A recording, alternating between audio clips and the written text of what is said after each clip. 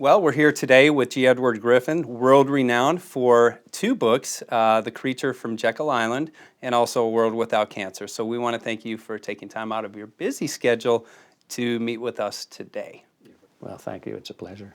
Tell us a little bit of what you've been up to lately. I think the general answer to your question is that I've been very, very active trying to put an organization on the face of the map, and it's called Freedom Force International. The reason I say that is because most of my life has been spent dealing with problems that we're facing either in this country or globally. And after a while you come to this conclusion that, well, what's the point of pursuing these problems and learning more about them if there's no solution? And so at a certain point in everyone's evolution, I think you come to this realization that we must do something about the problem. So I decided that there were things that could be done, and we put together an organization called Freedom Force International, and that's where I've been spending most of my productive activities for the last about 10 years. So tell us a little bit about Freedom Force International. What are its goals and what are some of the plans for the future? Well, Freedom Force International is technically an organization, but it's not like any organization, or not like most organizations, I should say, that we're familiar with. Most organizations are built from the top down. They're rather pyramidal in structure.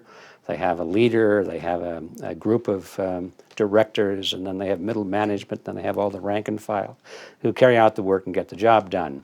And it's a very good structure for a corporation or a military operation or something like that. But in this battle that we're facing today, I consider it to be primarily an ideological battle and a strategy battle. I don't think that this structure fits very well. We have adopted it the other way around. We like to call our organization structured on the holographic model. And as most people know, a hologram is a mysterious thing. You can take one of these little plates, a holographic plate, and pass light through it, and you see a three-dimensional image there. It looks like it's standing in space. And that is amazing enough by itself. But to me, the more amazing thing is that if you take a pair of scissors and you cut that holographic plate in half and you pass the light through both halves, lo and behold, you have a complete image in both halves, a complete image. And if you cut those in half and then those pieces in half, no matter how small you go, each piece has an entire image, smaller, of course, and less resolution, but the whole image is there.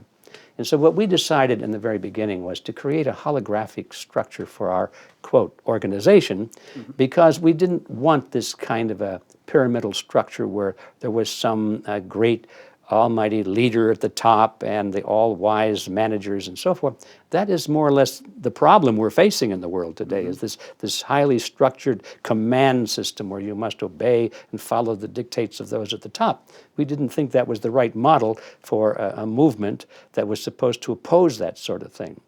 And so Freedom Force International is designed so that every person in it actually becomes a hologram, so that if in the battle that lies ahead, and I believe there's a big battle that lies ahead, and if the network of people is somehow shattered or not allowed to communicate with each other, it really won't make too much difference, because each unit will have the entire concept, the entire structure, the entire movement, the entire ideology, and could rebuild from any one component. Now, that sounds like it's a little strange to a person that doesn't see a need for it. I mean, what is this guy talking about, rebuilding and generating a movement? Well, the movement is very important, and it's a movement in defense of personal liberty. And I think everybody, or almost everybody today, should know and should recognize just by watching world events that personal liberty is under attack. And right now it's losing the battle. Our personal liberties are being diminished by the day.